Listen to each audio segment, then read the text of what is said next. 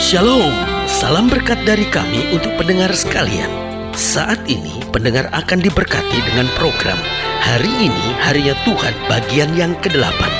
Sebuah program rohani tentang doktrin Alkitab yang menolong kita untuk semakin tertanam dalam kebenaran firman dan bertumbuh dalam kemuliaan bersama hambanya, Pendeta Gilbert Lumwendo, STH. Banyak orang merasa doktrin Alkitab sebagai sesuatu yang membingungkan. Tetapi tahukah saudara bahwa doktrin Alkitab intinya adalah memahami Alkitab dengan benar, dengan pemahaman yang sistematis, sehingga kita terus dapat tertanam di dalam kebenaran firman, sehingga kita terus bertumbuh di dalam kemuliaan Allah. Buka hati saudara sekalian untuk menerima berkat-berkat firman-Nya hari ini.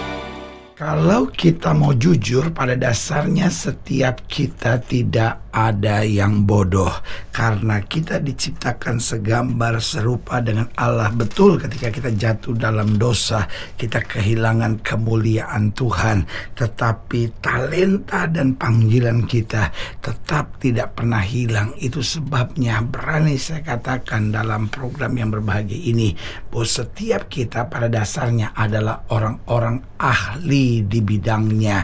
Tetapi yang pertama, jika kita tahu talenta dan panggilan kita, nah seringkali kita nggak mampu, kita nggak sanggup. Kenapa? Karena kita melakukan sesuatu yang sebenarnya bukan talenta kita. Dan iblis itu licik sekali. Iblis membuat kita bingung, dan salah satunya dia buat kita bingung sehingga kita nggak mengerti talenta kita, kita nggak mengerti panggilan kita nggak mengerti karunia kita. Dan ketika seorang itu tidak ngerti talentanya, tidak ngerti panggilannya, nggak mengerti karunianya, maka dia akan hidup dalam kebingungan sendiri. Dan kebingungan itu kemudian yang menciptakan keputusan-keputusan yang salah, kebodohan-kebodohan dalam tindakan, dan akhirnya ketertekanan di dalam langkah-langkah keseharian. Tetapi sebaliknya, waktu kita kembali melakukan sesuatu yang merupakan talenta kita, walaupun awalnya kita nggak mengerti, walaupun awalnya kita tidak bisa, tetapi kalau itu talenta kita, itu karunia kita, itu panggilan kita, dengan sangat mudah jalan-jalannya akan terbuka, pengertian-pengertiannya akan terlaksana, dan apa yang tidak bisa kita kerjakan sebelumnya, kemudian dengan pelan-pelan kita mampu mengerjakannya dengan baik. Jadi ingat, seorang itu diciptakan Tuhan ahli di bidangnya, dengan talenta, dengan karunia, dengan panggilannya masing-masing. Dan ketika kita kembali pada talenta, panggilan, dan karunia kita, maka kita akan ahli di bidang itu. Lalu yang kedua, pada dasarnya setiap kita adalah orang-orang yang ahli di bidang kita jika kita rajin. Nah, saudaraku yang kasih dalam Tuhan, memang ada pepatah bilang begini, every beginning is difficult. Segala sesuatu awalnya itu sulit. Apa itu kerajinan? Kerajinan adalah ketaatan dalam mengulangi lagi, mencoba lagi, berjuang lagi, mencoba lagi, dan berjuang lagi. Dan ketika kita melakukannya terus-menerus dalam kerajinan, maka saudaraku yang kasih dalam Tuhan, kita ahli di bidang kita. Perhatikan, orang sehebat apapun, kalau dasarnya malas, hasil kerjanya tidak akan ada yang maksimal. Tapi sebaliknya, orang selemah apapun, sebodoh apapun, kalau dasarnya rajin, pasti ada hasil yang luar biasa. Karena itu setiap kita pada dasarnya ahli di bidang kita, asal saja kita juga mau rajin dalam hidup ini. Itu sebabnya orang-orang malas tidak diberkati oleh Tuhan, tetapi orang-orang rajin, kata Alkitab, akan memegang kekuasaan. Bahkan Alkitab bilang, tangan orang lamban menyebabkan penjajahan dan kesengsaraan. Berarti hari ini sebagai hamba Allah, saya hanya mau ingatkan buat saudara, jangan mengeluh karena masalah. Tanyakan dalam hidup kita, sudahkah kita menjadi orang-orang yang rajin? Karena kalau kita rajin, kita akan memegang kekuasaan. Itu janji Tuhan. Lalu yang ketiga, pada dasarnya setiap orang adalah orang-orang yang ahli di bidangnya, asal saja dia mengerjakan sesuatu dengan sungguh-sungguh. Perhatikan, ada banyak orang mengerjakan sesuatu setengah-setengah. Orang yang mentalnya mau mengerjakan sesuatu dengan enaknya, dengan senangnya, dengan maunya sendiri, akhirnya mut-mutan gitu orangnya, ya kan? Akhirnya orang itu mau seenak seenaknya. Nah, orang kayak begini susah untuk maju, susah untuk berhasil, susah untuk sukses. Kenapa? Karena pada dasarnya kerjanya seenaknya, kerjanya setengah-setengah. Tetapi orang yang diperintahkan apapun, disuruh sesuatu, mengerjakan segalanya dengan sungguh-sungguh, hasilnya akan luar biasa. Karena hukum dunia ini sudah menjelaskan, apapun yang kita kerjakan dengan sungguh-sungguh, hasilnya pasti luar biasa. Apapun yang kita kerjakan dengan seenaknya, setengah-setengah, maka tidak akan ada hasil yang menggembirakan. Dan yang keempat, saya pelajari pada dasarnya setiap orang ahli di bidangnya. Jika kita tekun. Nah, tekun berbeda dengan rajin. Rajin itu pokoknya saya ngerjakan. Tapi tekun itu saya ngerjakan. Kalau saya menerima hambatan, saya belajar lagi. Saya gagal, saya pelajari kenapa saya bisa gagal. Nah, itulah ketekunan. Ketekunan membuat kita tidak menyerah dengan masalah. Ketekunan membuat kita tidak putus asa di tengah kegagalan. Tetapi ketekunan membuat kita mencoba lagi, bertindak lagi. Karena kita mengerti di balik pelajaran-pelajaran yang menyakitkan akan keluar berkat-berkat yang menggembirakan. Haleluya. Selamat datang dalam program kita hari ini, Hari Ya Tuhan. Sebuah program rohani yang kembali mengingatkan kepada kita betapa pentingnya kita menjadikan firman Tuhan sebagai dasar keseharian hidup kita. Karena selama kita jadikan firman Tuhan sebagai dasar keseharian hidup kita, langkah-langkah ke depan kita penuh dengan kepastian, kemenangan, berkat, mujizat, dan perkara-perkara besar. Haleluya. Dan dalam program ini kita sedang membahas tentang semua ahli.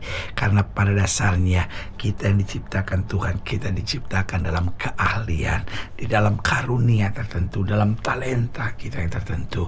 Persoalannya, maukah kita mengembangkannya dengan taat, dengan setia, dengan rajin, dengan sungguh-sungguh, dengan ketekunan itu. Haleluya. Nah, saudara yang kasih dalam Tuhan, dalam pembahasan tentang semua ahli, kita mau sama-sama belajar dari Keluaran pasal 36, Keluaran pasal 36 ayat yang ke-8, Keluaran pasal 36 ayat yang ke-8 sampai ayatnya yang ke-19. Keluaran 36 ayat 8 sampai 19 di bawah judul perikop membuat kemah suci. Lalu semua ahli di antara tukang-tukang itu membuat kemah suci dari 10 tenda dari lenan halus yang dipintal benangnya, dan dari kain ungu tua, kain ungu muda, dan kain kirmizi dengan ada kerubnya, buatan ahli tenun, dibuat orang semuanya itu. Panjang tiap-tiap tenda 28 hasta dan lebar tiap-tiap tenda 4 hasta. Semua tenda itu sama ukurannya. 5 dari tenda itu dirangkap menjadi satu, dan yang 5 lagi juga dirangkap menjadi satu. Pada rangkapan yang pertama di tepi satu tenda yang di ujung dibuatnya sosok-sosok kain ungu tua, dan demikian juga di tepi satu tenda yang paling ujung pada rangkapan yang kedua. 50 sosok dibuat orang pada tenda yang pertama, dan 50 sosok pada tenda yang di ujung pada rangkapan yang kedua, sehingga sosok-sosok itu tepat berhadapan satu sama lain. Dibuatlah 50 kaitan emas, dan disambunglah tenda-tenda kemah suci yang satu dengan yang lain dengan memakai kaitan itu sehingga menjadi satu. Dibuatlah tenda-tenda dari bulu kambing menjadi atap kemah yang menudungi kemah suci. 11 tenda dibuat orang. Panjang tiap-tiap tenda 30 hasta, dan 4 hasta lebarnya tiap-tiap tenda. Yang 11 tenda itu sama ukurannya. Disambunglah 5 dari tenda itu dengan tersendiri, dan 6 dari tenda itu dengan tersendiri. Dibuatnya 50 sosok pada rangkapan yang pertama di tepi satu tenda yang di ujung, dan dibuat 50 sosok di tepi satu tenda yang pada rangkapan yang kedua. Dibuat oranglah 50 kaitan tembaga untuk menyambung tenda-tenda kemah itu sehingga menjadi satu. Juga dibuatlah untuk kemah itu tudung dari kulit domba jantan yang diwarnai merah, dan tudung dari kulit lumba-lumba di atasnya lagi. Nah, saudaraku yang kasih dalam Tuhan, ayat 8 berkata, lalu semua ahli di antara tukang-tukang itu membuat kemah suci dari 10 tenda dari lenan halus yang dipintal benangnya. Jadi saudara bisa lihat bahwa semua terlibat, artinya semua mengerjakan sesuai dengan keahliannya. Nah, saudaraku yang kasih dalam Tuhan, persoalan dunia ini hari-hari ini, banyak orang tidak bisa ahli. Kenapa? Karena iri hatinya. Artinya apa? Dia mengerjakan sesuatu, dia lihat orang lain mengerjakan, dia ikut mengerjakannya, dia ingin mengerjakannya. Ada begitu banyak orang hari hari-hari ini iri hati, saudara. Padahal setiap orang, the first rule of life, we have to know what we do know. We have to know what we don't know. Salah satu persoalan hukum kehidupan hari-hari ini adalah yang saya sebut the first rule of life. Sebagai hukum pertama hidup ini adalah kita harus tahu apa yang kita tahu dan kita harus tahu apa yang kita tidak tahu. Apa yang kita tahu artinya karunia kita, kemampuan kita, talenta kita, dan jangan bersaing, jangan iri hati dengan siapapun. Nah, persoalan dunia ini banyak orang tidak bisa. Kenapa? Bukan karena nggak punya karunia, bukan karena nggak punya talenta, tetapi karena sibuk dengan talenta orang, sibuk dengan karunia orang, dan kemudian iri. Yang kedua, persoalan dunia ini kita tidak bisa menjadi ahli. Kenapa? Karena pada dasarnya kita malas, kita hanya mau mengerjakan sesuatu seenak kita, semau kita, senyaman kita. Tetapi ketika kita harus melatih tubuh kita, kita menyerah. Kenapa? Karena kemalasan. Yang ketiga, banyak orang tidak bisa ahli. Kenapa? Karena kecewa. Sebentar-bentar kecewa, sebentar-bentar tersinggung. Aduh, life is tough. Hidup ini keras. Kalau sebentar-bentar kita kecewa, kapan kita mau maju? Dunia ini memang dunia mengecewakan. Tetapi kita tahu Roma 8 ayat 28, Allah turut bekerja dalam segala perkara untuk mendatangkan kebaikan bagi orang yang mengasihi Dia. Bahkan ketika manusia mereka-rekakan yang jahat, kita tahu persis Tuhan mereka-rekakannya untuk kebaikan. Dan yang keempat, banyak orang tidak bisa ahli. Kenapa? Karena karakternya buruk, terlalu egois, terlalu kepala batu, terlalu mau menang sendiri, terlalu penuh dengan ambisi-ambisi duniawi. Karakternya buruk. Karena selalu saya bilang ini, bahwa kemampuan seseorang, karunia seseorang harus ditopang dengan karakter yang luar biasa. Haleluya. Saudaraku yang kekasih dalam Tuhan, jika saudara yang dilayani lebih jauh, hubungi kami melalui telepon, hubungi kami melalui surat, kunjungi website kami, karena kami ada untuk membawa Bapak Ibu saudara senantiasa lebih dekat pada Tuhan dan mengalami kasih kuasa mujizat yang luar biasa. Haleluya. Secara khusus melalui program ini juga saya mau berdoa buat siap sedang sakit, siap sedang berbeban berat, karena saya percaya bahwa bagi Allah tidak ada perkara yang mustahil. Nah, saudara yang ingin didoakan secara khusus, boleh taruh tangan kanan saudara di dada dan kita akan berdoa. Mari kita berdoa.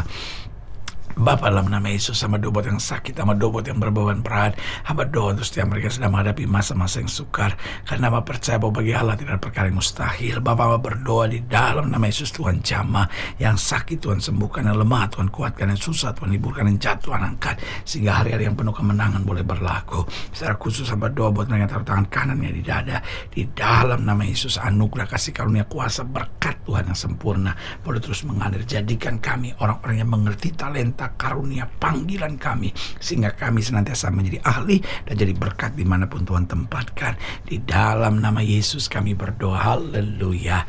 Amin. Saudara yang kasih dalam Tuhan, kita sudah berdoa. Ingat, Allah tidak pernah lalai menepati janjinya. Inilah saatnya buat kita untuk bangkit bersemangat, bersuka cita dalam menghadapi segala perkara. Karena kita tahu Yesus hidup, Yesus berkuasa, dan selalu menyediakan yang terbaik buat anak-anaknya. Doa saya menyertai saudara. Sampai berjumpa pada program berikut, dan jangan lupa jadikan hari ini harinya Tuhan. Haleluya.